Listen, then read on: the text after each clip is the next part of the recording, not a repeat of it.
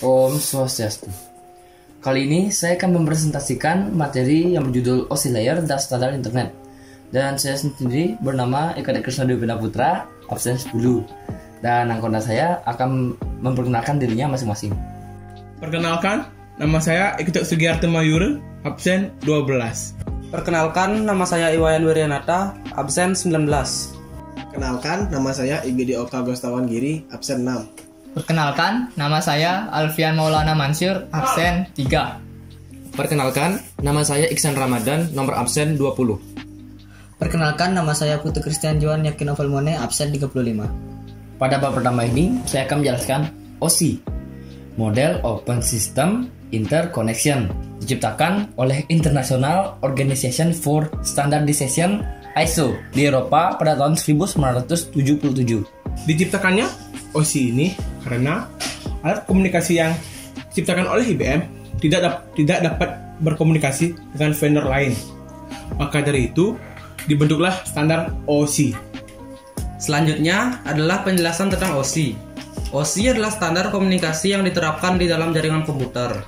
Standar itulah yang menyebabkan seluruh alat komunikasi dapat saling berkomunikasi melalui jaringan. 1. Layer fisikal. Layer ini adalah layer paling sederhana jika dibanding dengan layer yang lainnya. Layer fisikal sangat berkaitan dengan koneksi antara peralatan. Contohnya, yaitu koneksi antara repeater, hub, dan network card. Yang kedua, ada layer data link.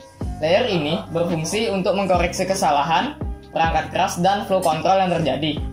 Layer ini pun membuat transfer data akan lebih nyata dan akan bertanggung jawab pada paket akhir data binary. Layer ketiga adalah Network Layer. Network Layer berfungsi untuk menyediakan routing agar paket data dapat dikirim dari network lokal keluar. Selain itu, Network Layer berfungsi juga dalam pendefinisian alamat protokol dan mendeteksi error. Kemudian berikutnya Transport Layer. Layer ini menjadi pusat mode OSI yang menyediakan transfer antara dua titik akhir. Layer ini juga mengendalikan aliran dan membuat tanda jika paket data telah diterima. Selain itu, layer ini bertanggung jawab dalam pemeriksaan error yang biasa terjadi pada koneksi. 5. Session Layer. Layer ini berfungsi dalam pendefinisian koneksi yang dapat dibuat, dipelihara, ataupun dihancurkan. Layer kelima ini memiliki prosedur lock-on yang terkait dengan keamanan. Protokol yang ada di layer ini adalah NetBIOS. Yang keenam ada Layer Presentation. Layer ini berfungsi melakukan translasi dari semua tipe pada sintaks sistem. Protokol yang ada di layer ini adalah perangkat lunak redirector seperti workstation, RDP, VNC, dan network share. 7. Layer Application. Layer 7 OSI ini adalah layer yang sangat cerdas karena fungsinya sebagai pengatur fungsional jaringan. Jadi, layer ini akan mengatur bagaimana aplikasi akan mengakses jaringan. Standar Internet. Secara singkat, standar Internet adalah spesifikasi normatif teknologi atau metodologi yang berlaku ke Internet. Standar Internet diciptakan dan diterbitkan oleh Internet Engineering Task Force atau biasa disingkat IETF.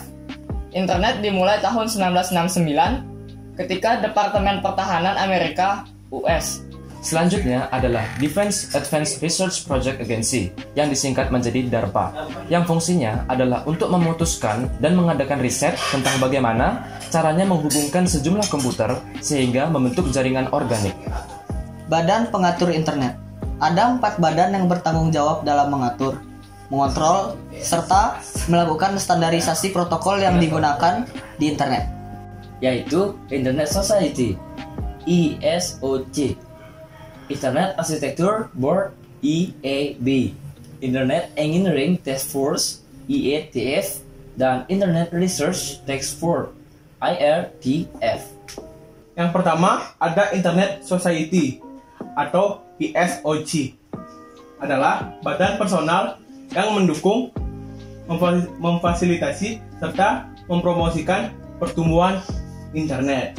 Selanjutnya, sebagai infrastruktur komunikasi global untuk riset, badan ini juga berurusan dengan aspek sosial dan politik dari jaringan internet. 2. Internet Architecture Board adalah badan koordinasi dan penasehat teknis bagi Internet Society.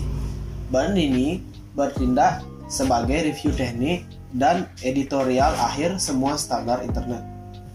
Yang ketiga, Internet Engineering Task Force atau IETF. Ialah badan berorientasi untuk membentuk standar internet. Badan ini dibagi menjadi 9 kelompok kerja. Misalnya, aplikasi, routing, dan addressing, serta keamanan komputer. Yang keempat adalah Internet Research Task Force yang disingkat menjadi IRTF yang memiliki orientasi pada riset-riset jangka panjang. Itulah yang bisa kami sampaikan pada presentasi kali ini. Jadi kesimpulannya adalah ISO itu merupakan standar komunikasi yang harus digunakan dalam menghubungkan jaringan di seluruh dunia. Sekian, terima kasih.